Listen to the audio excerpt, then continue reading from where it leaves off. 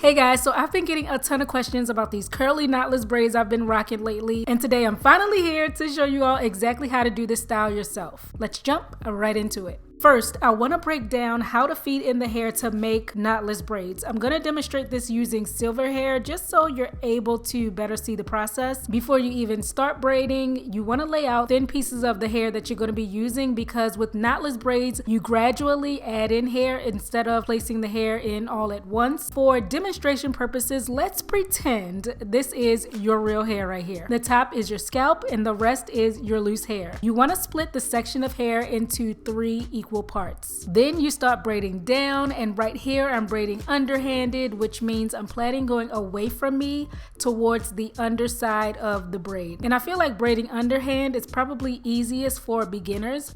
So I braid down about 3 times, and then that's where I start to add in those thin pieces of braiding hair. Take a piece of hair, you want to make sure it's folded in half, and you're going to bring it behind your braid. Hold it flush to your braid with one of your hands, and one of the sides of the braiding hair should be joined with your real hair on the end, and the other side of the braiding hair should be joined with your real hair in the middle. Once you've done that, take the free piece on the other end, which didn't have any hair added to it, and cross it over to continue the braid. This is also going to secure that hair that was added in. After that, braid down 3 times, then go ahead and add in another piece of the braiding hair. Hold the braid in place with one hand so it doesn't unravel. Bring the piece of folded braiding hair flush to the underside of the braid. Hold it in place with a finger. Make sure one end of the braiding hair is added to the outside piece of the braid, and the other end of the braiding hair is added to the middle piece of the braid. You want to take that third piece of hair on the other end and bring it over to continue braiding down. Braid down 3 times, then feed in more braiding hair.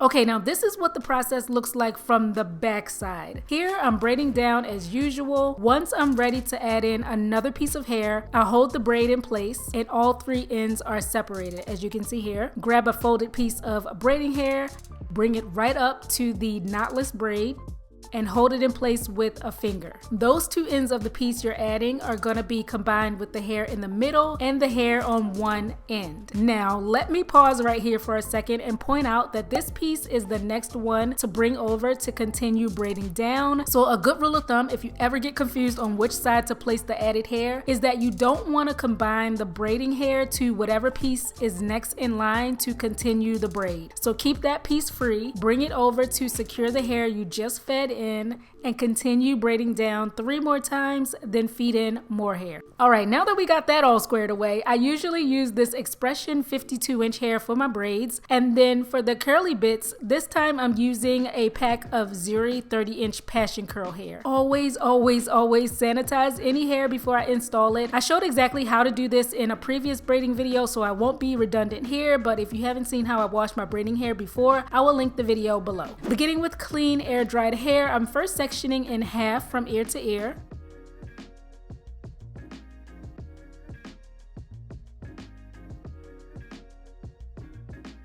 Tie away the back half so I can work on the front first. I made a part straight down the middle. And then on each side, I made a part splitting that section in half.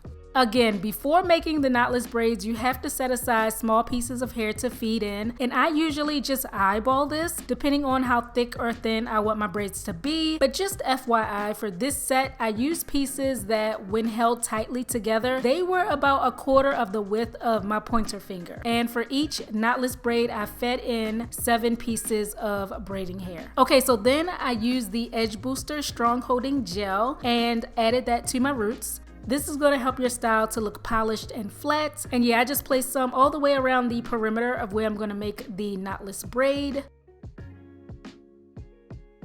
Went in with a hard bristle brush and brushed it all in. And you want to brush all of the hair so that it gathers in the middle of that section. Added some clips so I don't accidentally bring in any hair outside of my parts. Then split that section into 3 equal pieces and start to make a plait. While you're doing this, you want to keep a tight grip so that your hair lays smoothly and your roots don't bunch up. Once I've braided down 3 times, it's time to add in our first piece of hair. Take that pre-sectioned sliver of braiding hair and add it to the back side of your knotless braid. Braid down 3 times, then add in the second piece. And continue doing that until all 7 pieces are added in.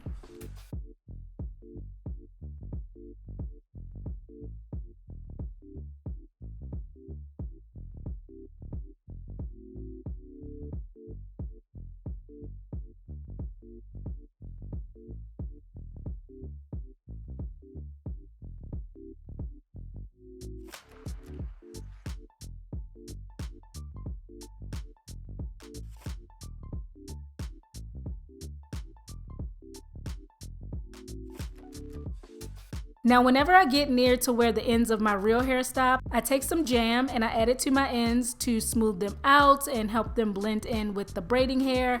And it also just makes braiding easier because it lets your fingers glide, so it reduces friction while you're going down, which is very helpful. I braid all the way down as far as I can go. Then I finish it off by taking a small dab of the Edge Booster gel and applying it to my roots. Gently smooth that in while also closing any gaps that were made when creating the braid. And that is pretty much all there is to it. So above it with this next section, I'm parting it down the middle. I'm gonna do 2 braids here for a total of 3 knotless braids on each side. Again, I'm applying some Edge Booster gel all around the perimeter of the part. Brush it all flat, going towards the middle of the section. Divide the hair into 3 equal parts. While holding the hair tightly, start making a plait and braid down about 3 times. Take your first piece of braiding hair and combine it on the underside and continue braiding down, adding more pieces of hair as you go.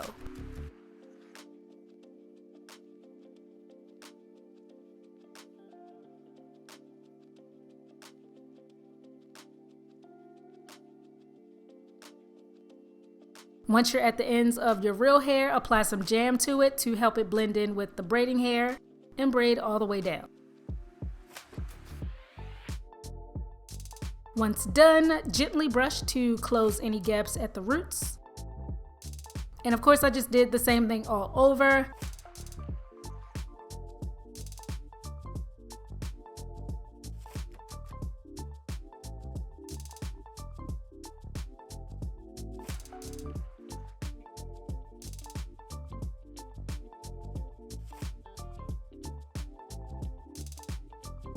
For the back, I did 3 rows of braids. The first row, the bottom row, I made 2 braids.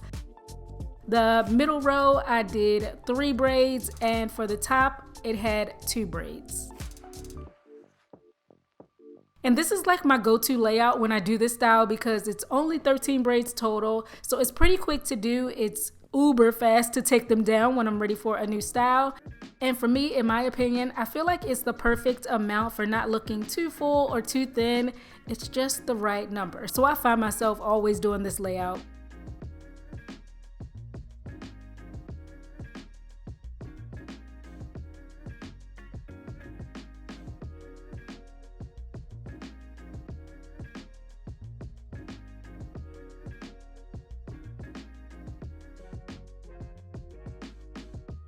After all the braids are completed, I dip the ends in some boiling water. This helps to seal the ends so they don't unravel, and it also takes away the stiffness from the braids. It gives them nice movement, which I love. I did a quick trim to even them all out. Then I added some edge control and brushed my edges in place.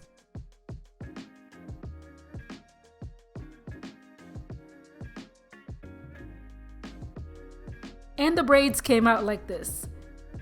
Look at all that swing. They just flow so nicely. Really simple and easy to rock the braids like this. However, if you want to take them up a notch and make them boho style, all you have to do is crochet in some curly hair.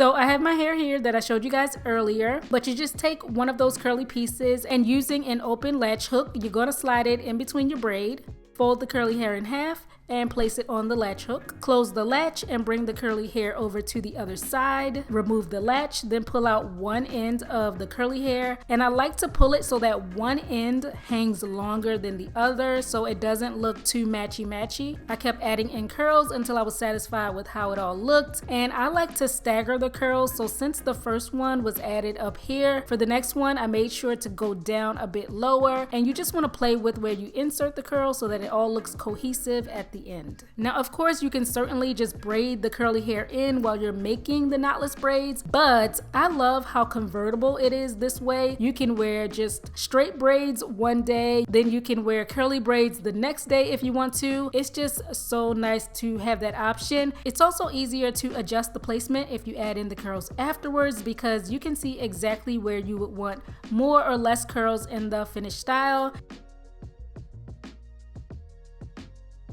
And then it's good because synthetic curly hair is notorious for tangling. So if the hair starts to tangle or just look knotty, with these, all you have to do is simply pull the curly part right out and it doesn't disturb the rest of the braid. So you could go back to the classic knotless look, simple and clean. Or you could replace it with a fresh piece of curly hair and stay boho for a voluminous, fun look. The choice is up to you.